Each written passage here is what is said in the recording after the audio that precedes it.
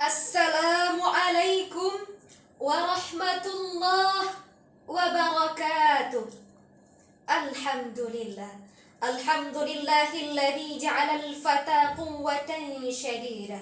Assalatu wassalamu ala sayyidina Muhammad wa ala alihi wa sahbihi ajma'in. Amma ba'd. Beranjak dari awal langkah yang paling utama, tiada tutur kata yang paling indah dipaparkan dari bibir manusia selain kata memuja dan memuji Allah Azza wa Jalla, yang mana oleh Allah yang telah mengutus Rasulnya untuk memperbaiki budi pekerti manusia sedunia. Salawat bermahkotakan salam, marilah sama-sama kita hadiahkan kepada seorang pemuda rasional Islam, Rasul Mustafa Nabi besar Muhammad sallallahu alaihi wasallam, yang mana oleh beliau yang telah mengubah nama Yasrib menjadi Madinah Al-Munawwarah. Madinah artinya kota dan Madinah berarti maju. Mengapa? Karena Madinah telah dipimpin oleh seorang pemimpin yang maju, sehingga Madinah telah mampu menjadi sebuah pilot pride love example, sebuah karakter bangsa yang perspektif Al-Quran.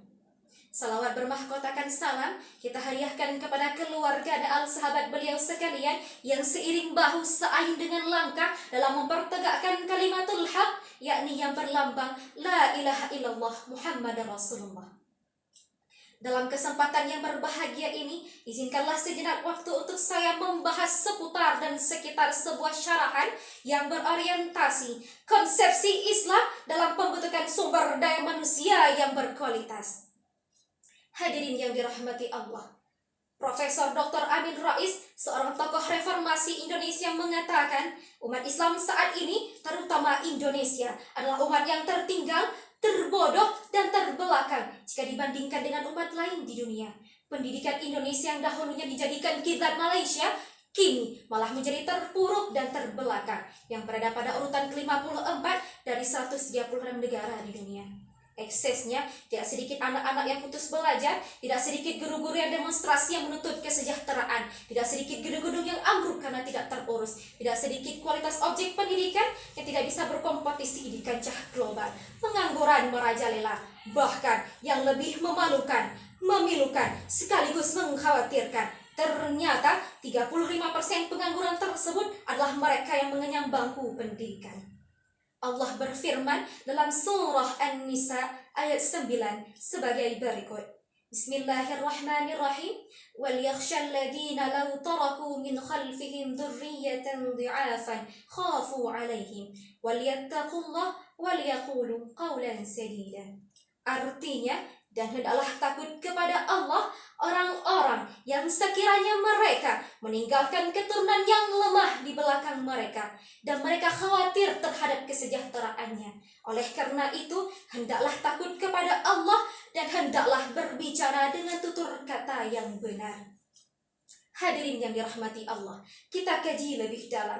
Ayat tadi diawali dengan kata wal yakhsha. Secara semantik, al-waw wawul atafi, yakhsha fi'lul mudhari' majazum bilamil amri. Istimbatnya, yakhsha adalah sigat amar, kaidah mengatakan. Sedangkan kaidah usul fiqh menjelaskan al-aslu fil amri lil wujubi. Pada dasarnya, setiap perintah itu menunjukkan kepada suatu kewajiban.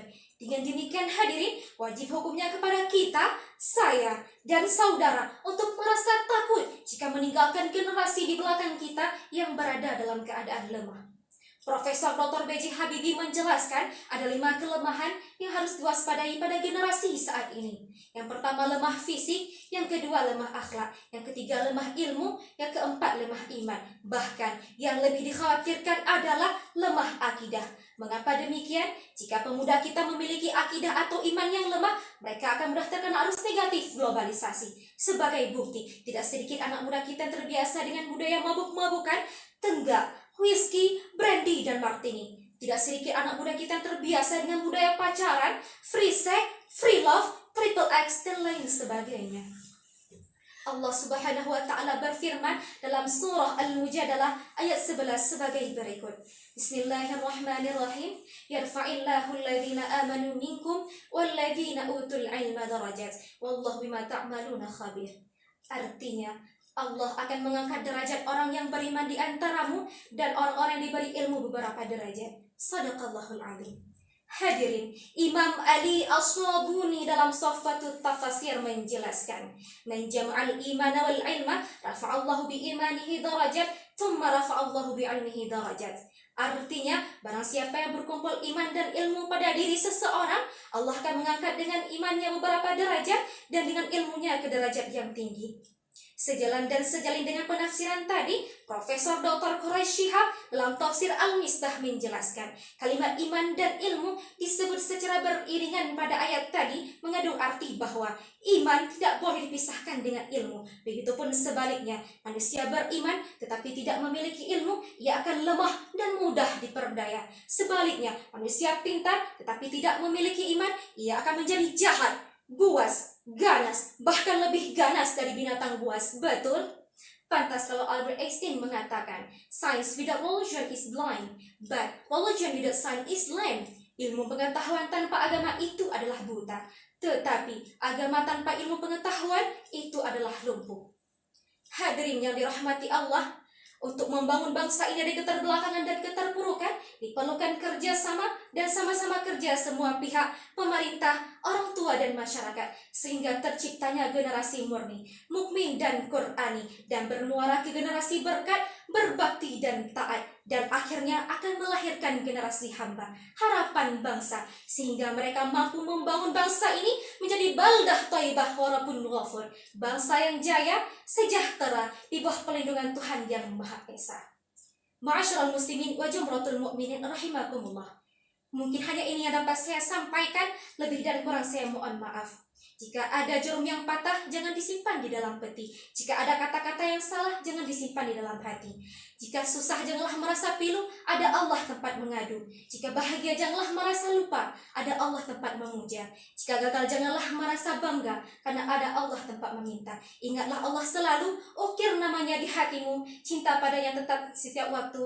Wabillahi taufiq wal hidayah. Wassalamualaikum warahmatullahi wabarakatuh.